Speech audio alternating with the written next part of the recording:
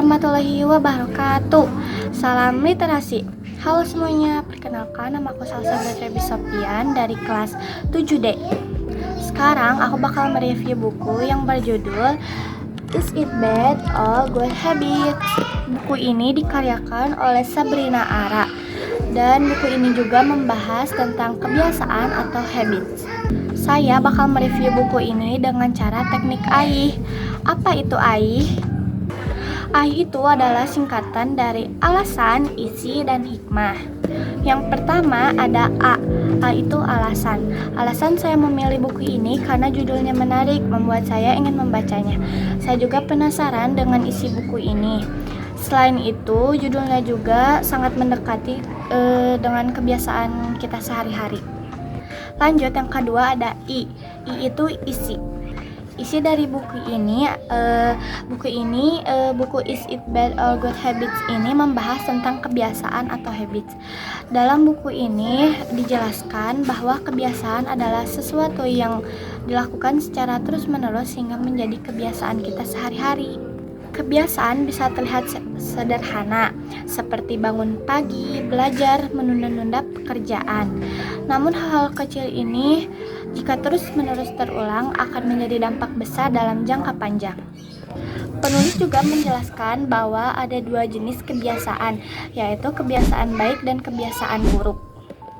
Kebiasaan baik adalah kebiasaan yang memberi manfaat guys, seperti disiplin, rajin belajar, dan menjaga kesehatan. Lalu yang kedua ada kebiasaan buruk. Kebiasaan buruk itu apa sih? Kebiasaan buruk adalah kebiasaan yang dapat merugikan, seperti malas-malesan, menunda-nunda, dan bermain tanpa ingat waktu. Dan penulis juga menjelaskan bahwa kebiasaan itu mempengaruhi masa depan seseorang. Apa yang dilakukan setiap hari akan ada hasil di kemudian hari. Jika seseorang sehari-harinya melakukan kebiasaan positif, maka hasilnya akan baik.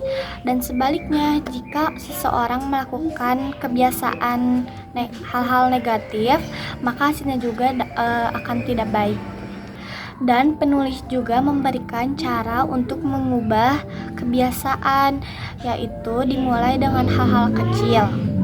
Tidak perlu langsung melakukan perubahan besar, tetapi cukup dengan langkah sederhana yang dilakukan secara konsisten. Misalnya mengatur waktu, membuat jadwal, dan mengurangi menunda-nunda pekerjaan.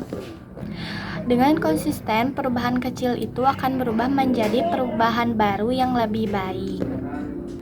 Selain itu, penting juga untuk memiliki niat dan kesadaran diri. Perubahan tidak akan terjadi jika tidak ada kemauan dari diri sendiri. Seseorang juga harus memiliki tujuan agar lebih semangat dan membangun kebiasaan baik dan meninggalkan kebiasaan buruk. Yang ketiga ada H. H itu adalah hikmah.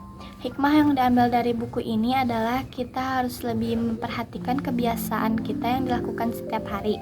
Kebiasaan kecil yang kita sering anggap sepele itu berdampak besar di kehidupan kita. Dan juga dari buku ini kita harus belajar bahwa kebiasaan-kebiasaan yang sering kita lakukan ini bakal berpengaruh di masa depan kita. Oke guys, gitu aja review buku dari aku. Semoga bermanfaat ya. Wassalamualaikum warahmatullahi wabarakatuh.